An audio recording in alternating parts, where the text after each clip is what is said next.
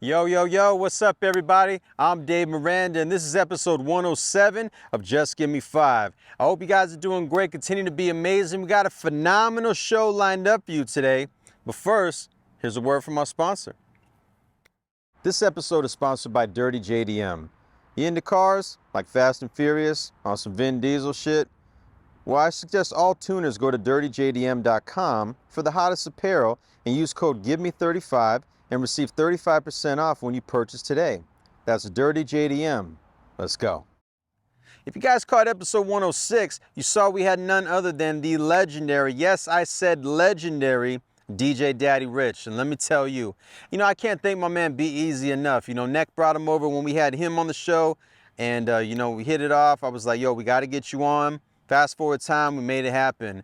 And it was also special because he was able to tell his side of the third base breakup story, because Search has been doing a lot of interviews lately and telling his side, and Pete Nice hasn't been agreeing with it, and they've been beefing, which is unfortunate. But Rich has kind of just been playing the background and staying quiet, so, laying low. And so for him to come out, speak about it, and be able to tell his side and express himself was dope, man. And it was even more special because he did it on our platform.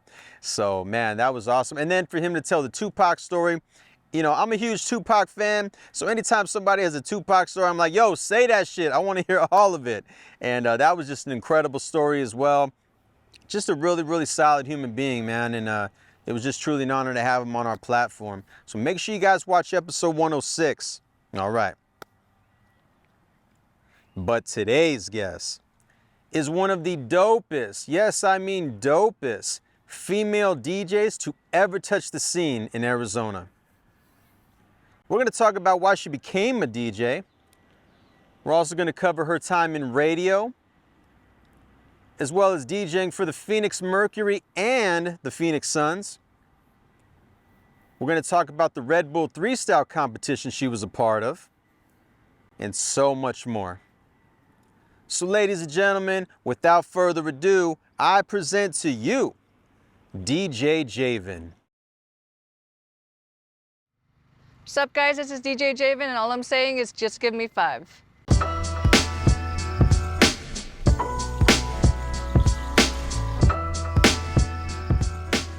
Well, I was 19, 20, working my usual 9 to 5, and was listening to the radio, driving around, and I heard this awesome DJ, doing, now I know, scratching and all these crazy tricks with radio songs. And that DJ now is my friend DJ Chris Villa, and he inspired me. And I tried it out, spent some time with it, tested it, went through a few equipment to see what I liked, learned what scratching was, and explored more into it. And yeah, it just kind of became like a rabbit hole for me, and loved it, fell in love with it, and just been doing it pretty much every day since. So yeah, I would say I personally did not grow up with DJs. Modern day, you can watch YouTube, thank goodness, because I probably would not have been able to find as many DJs on a personal level. So watching DJ Shorty, she was one of my inspirations for turntablism as well. One of the few female DJs I could find online too. Listening to Chris, DJ J Spinoza, A-Track, and locally, one of the GOATs, DJ Robbie Rob, he's really dope. Yeah, there's so many,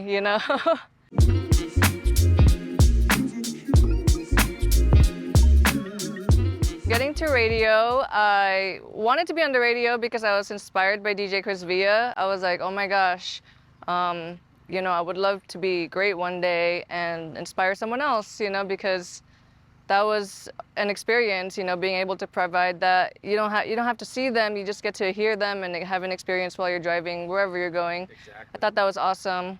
So at the time, because I was and still am in love with turntablism, I was practicing so much, researching online and everything. Like the people that I looked up to, like A-Track and people like that in the DJ world, like battling, I thought was like so cool. Yeah. Where you were tested by your skills, basically, right? So I just practiced for like maybe about a year in my bedroom, and then I was like, okay, it's time for me to go outside and try it out and learn some more from whatever experience I can get. Luckily at that time I had experienced a DJ battle here locally, sponsored by Bud Light. It was pretty much a call to whoever wants to go through. And then I competed in that. I actually got second to my friend now as well, DJ Main One. He was also on Power at that time. Yeah. Super dope DJ. Yeah, man. Hi, Manny. Yeah. And and at that time, the way that the battle worked was the finalists. It would be, I think, 2 or 3 times that we would have to battle, which was pretty intense because you have to come up with a whole new routine like in a couple days versus like battles usually you have months to prepare for like just a 15-minute or a 6-minute routine. We did the battle. I came in second. One of the nights, Natasha Castles, which is a friend from radio, I met her through Power as well. She was working at that time, and our APD Complex, DJ Complex. Yep. He was there too, and they saw me for one of the nights, and I got to meet them. And after that, we stayed in contact. He asked me to send him a mix. As time went on, he had me come in and do a set, and yeah, it was just a great experience to be able to, get into radio and learn, behind the scenes and just experience with all these great DJs that I would listen to on a regular. So you said that when you came in there and you had him here, he had you do a set. You must have like set it off. I mean, like obviously, you know what I'm saying? Because from then on, is how you got they got you a gig, right? Yeah, it was great. DJ Complex definitely showed me a lot of what goes on with the radio, and he also mixed on air too, so that was cool to get to watch that. How long were you doing that for? Power? Yeah. I did it for about, I want to say 8-9 years. Wow. Yeah, so it's a pretty long run for me personally. I think that's a long run. I know there's been like lots of DJs that have gone through like decades, so I guess. Doing nights or middays? First I started off at late nights, and then I moved to nights, then I moved to afternoons. Okay. Yeah, so. Nice, man. Yeah, and with radio, I just kept on progressing, and currently I'm on Sirius XM now for a Monday night show on Pitbull's Globalization. Wow. Yeah. That's a good look. How did you land that? I landed that with a friend who is on DJ City. He's the president for DJ City. Okay. His name's DJ Phenom. And when he became PD of Pitbull's Globalization, at that time he was looking for pretty good amount of DJs to lock in and set the station off. Yeah. So I was very fortunate to be able to be one of the DJs that he chose and asked to kind of guide the format with the rest of the DJ roster that he picked to set the station off. So I thought that was awesome.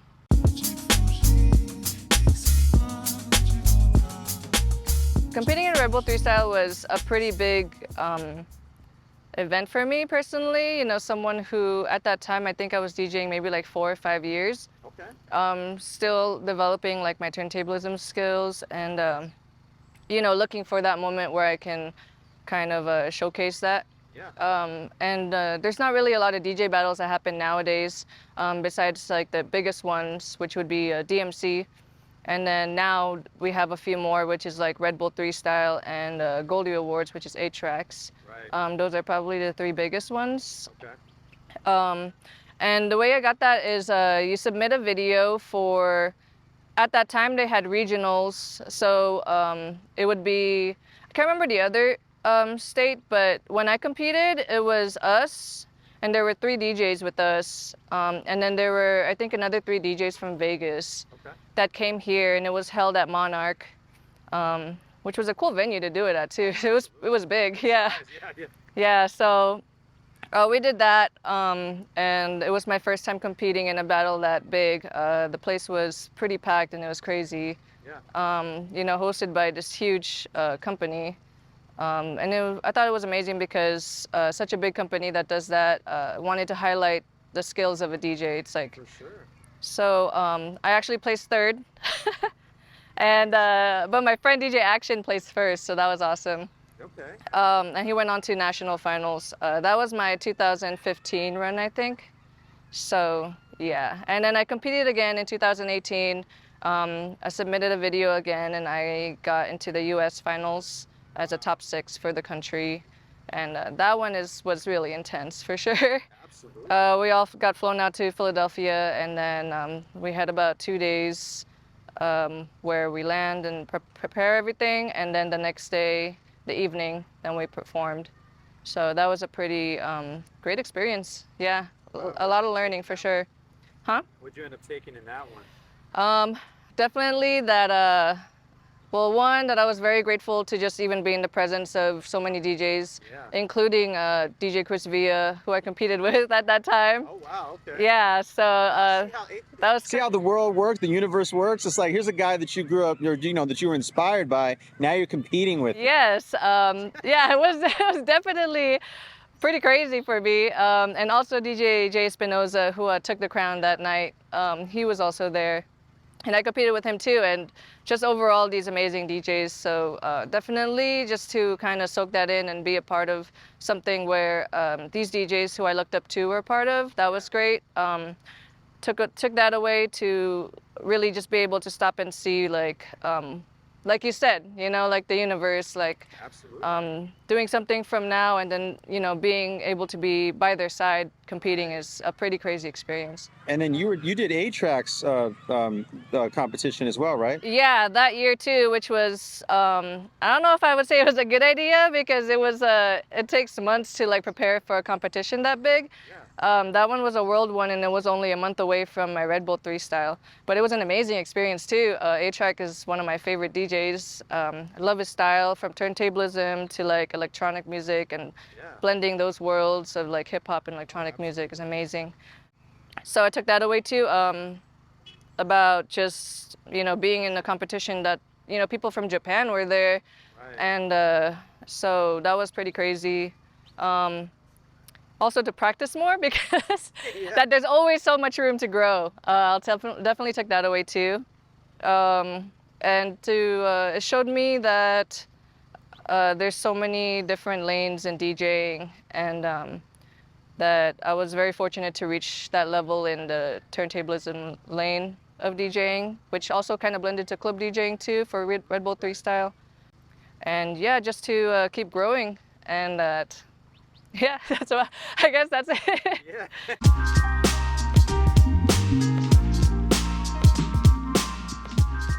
Yeah, that was a very unexpected for me. I didn't really expect to be, I guess, a DJ for sports events in my career of DJing. Very awesome. Shout out to DJ Tribal Touch for that opportunity. One day I had just opened my phone and I saw a bunch of my friends messaging me saying that, my friend wants your phone number, and like someone was looking for me to, I guess it was a tryout at first, but I hadn't opened my messages on Instagram at that time, so I had missed the original Suns tryout for DJing. Okay. But they were looking for a Phoenix Mercury DJ, and I guess they were looking for me, so that was great. Right. And I had tried out, I'm assuming I guess assuming is not really the best word, but one time they did have me for a Suns halftime, and I think that was the first time that DJ Tribal Touch was able to hear me. Okay. After that, we stayed in touch, and he asked me if I wanted to shadow and learn from DJ Automatic for the Suns games, for me to be able to DJ for Phoenix Mercury, after the Suns seasons pass. Right. So that was really cool. Definitely a different style of DJing for sure.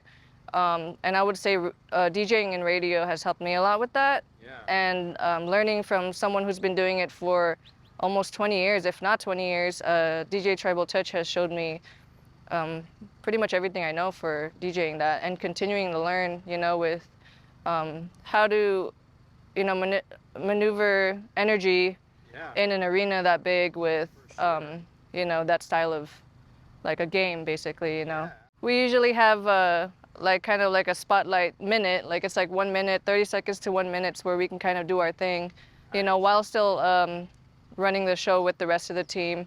So being able to condense so much in like such a short time was also a pretty awesome challenge. Pretty awesome challenge for me. Right. And it's been a lot of fun for sure. And the beauty about it is you're a female. You know what I'm saying? Like, you know, it's like, how important do you feel it is, like, being a female DJ in this business? Actually, yeah, it has been a pretty big thing for me. Well, first, I think it's awesome that I'm a female DJ and I DJ for our WNBA team, so I thought that was cool. Yeah, absolutely. I also think that with being a DJ in this industry, it comes with pros and cons, just like everything else. Pros being that I am a little bit more likely to stand out from, if there's 10 guys and 1 girl, people will look at me. Right. But also on the other end, they're also going to be judging me on a different level because I'm not like one of the guys, I guess. You're kind of the underdog, and then it's like, well, let me show you what I got. Yeah, You know yeah. what I mean? Yeah. Which has been an awesome inspiration for me too, to really step up because of, at the time, now I'm really happy that there's more female DJs coming up. Absolutely. But at the time I didn't know that many, and I feel like we would get buried under these, you know, so many DJs that it's hard for us to like, you know, step up and be like, hey, we're here too. Exactly. So now I'm really happy to see a lot of female DJs coming up, and yeah.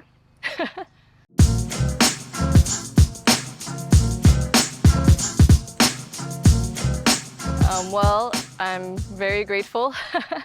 I believe and that everyone is special in their own way. And I would say from, you know, the time that I heard someone special like DJ Chris Villa in his own way, and being able to be seen by someone special like DJ Complex and seeing that inside me, just gratitude, you know, I would say.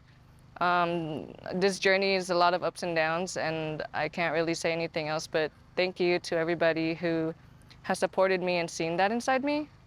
And I hope that you guys keep seeing more, and I don't think I would be able to do it without people believing in me.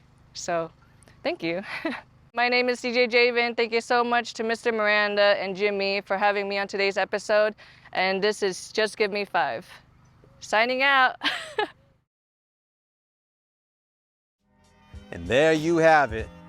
Man, shout out to DJ Javin. You, young lady, are an absolute gem, and you are going to be a huge star. You know why? Because not only are you talented, but you have a very, very humble spirit to you, and those two combined are going to take you very far in life. Mark my words.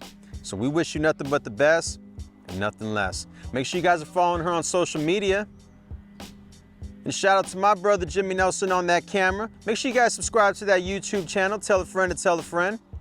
All right. Well, this was definitely one for the books. I hope you enjoyed it as much as I did, though. Until next time, stay tuned, stay blessed, stay healthy, and just give me 5, y'all. Everything you get, you got to work hard.